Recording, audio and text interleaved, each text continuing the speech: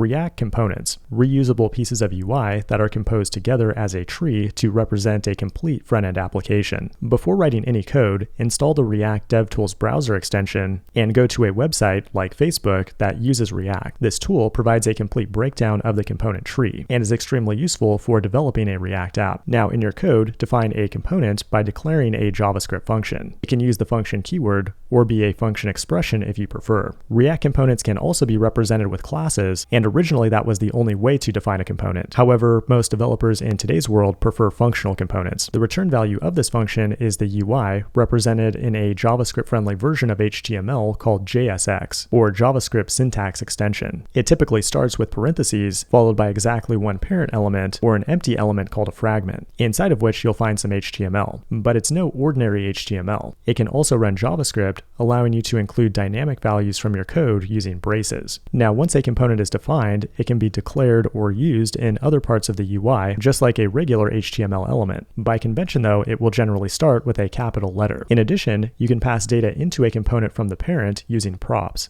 You see, every functional component has a props argument that can accept external data. A prop might be a primitive value, like a string or number, an object, or even another React component. Passing props is really no different than passing an argument to a JavaScript function. You'll often see props destructured with braces. This allows you to use a prop name without needing to use dot notation. What makes React so powerful is that when the prop data changes, the library knows how to efficiently re-render each component using an internal mechanism called the virtual DOM, and more recently, the React Fiber engine. You don't need to know anything about the virtual DOM to use React effectively, but it is important to be aware that it's the magic that reconciles your React code with the real DOM in the browser at runtime. Just be aware of that before you go into an interview. Now, components can pass props from a parent to child, but not vice versa. That means that any state or data that changes is owned by one component and can only be used by its children. That creates a one-way or unidirectional data flow that keeps your code modular and predictable. In general, you want to keep your components small and reusable. Some components might be fully enclosed and can be declared with a self-closing tag, but other components may want to wrap other UI, like a card that has a body that might be some custom HTML. Any component can project its inner HTML using props.children. Any content defined inside the component tags will appear here. At the end of the day, a good React developer must be able to compose components in a way that's efficient and easy to understand for other developers.